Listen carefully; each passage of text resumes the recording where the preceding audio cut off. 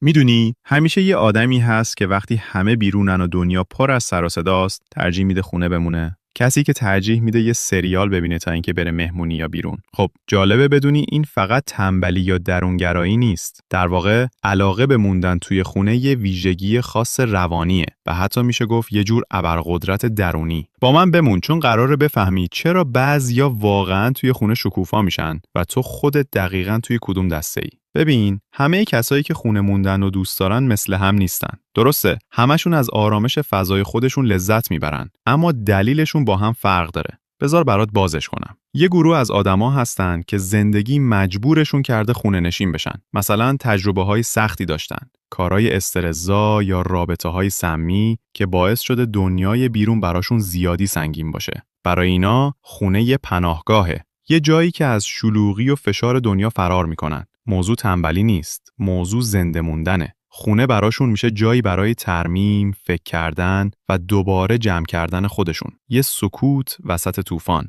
حتی ممکنه از معاشرت خوششون بیاد ولی فقط بعد از اینکه حسابی شارژ شدن. اینا همونایین که وقتی مدت زیادی بیرون میمونن یه لحظه‌ای حس میکنن باید سریع برگردن خونه تا دوباره آرامش بگیرن. حالا بریم سراغ دسته دوم، درونگراهای واقعی. برای اینا خونه فقط یه ترجیح نیست، یه نیازه برای حفظ تعادل ذهنی و احساسی. تعاملات اجتماعی مخصوصاً وقتی انرژی زیادی میخواد واقعاً خسته‌شون میکنه. برای همین خونه جاییه که باتری روحشون رو دوباره شارژ میکنن. نه اینکه از آدم‌ها خوششون نیاد.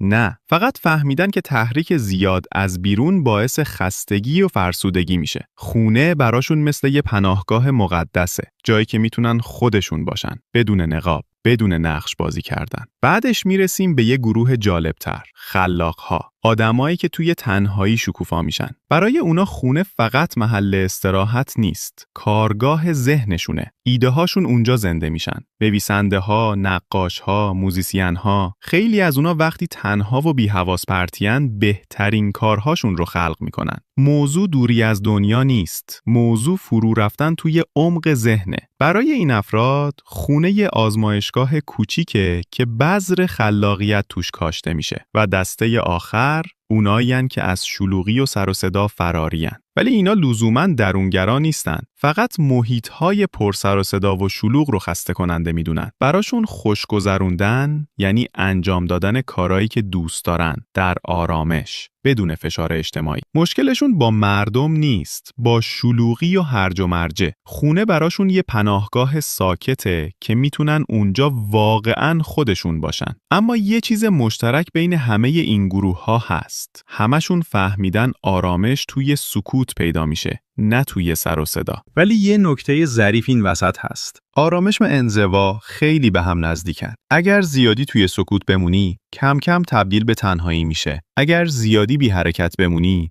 ذهنت شروع میکنه به فکرای بی پایان. رشد متوقف میشه. انگیزه از بین میره و اون راحتی که یه روزی بهت حس زندگی میداد، میشه همون چیزی که تو رو گیر میندازه. حقیقت سالمش اینه. اشکالی نداره خونه دوست باشی، اشکالی نداره از تنهایی لذت ببری، ولی نذار باعث قطع ارتباطت با زندگی بشه. بعضی وقتا فقط برو بیرون، حتی اگه شده یه پیاده روی، یا آفتاب گرفتن، یا یه گفتگوی ساده با یه آدم امن. خونه باید جای استراحتت باشه، نه پنهان شدنت. لازم نیست خودتو مجبور به اجتماعی بودن یا شلوغ شدن کنی. فقط باید تعادل پیدا کنی بین سکوت و زندگی. چون تنهایی روحت رو میسازه، اما دنیا بهت یادآوری میکنه که هنوز زنده‌ای. حالا تو بگو، تو جزو کدوم دسته‌ای؟ کسی که زندگی مجبورش کرده خونه نشین بشه، درونگرای واقعی، روح خلاق، یا کسی که فقط از شلوغی و هیاهو فراریه، یا شاید ترکیبی از همه اینا؟ کامنت کن و بگو تو کدوم دسته‌ای. و اگه از این ویدیو خوشت اومد، لایک کن، سابسکرایب کن و زنگوله رو بزن.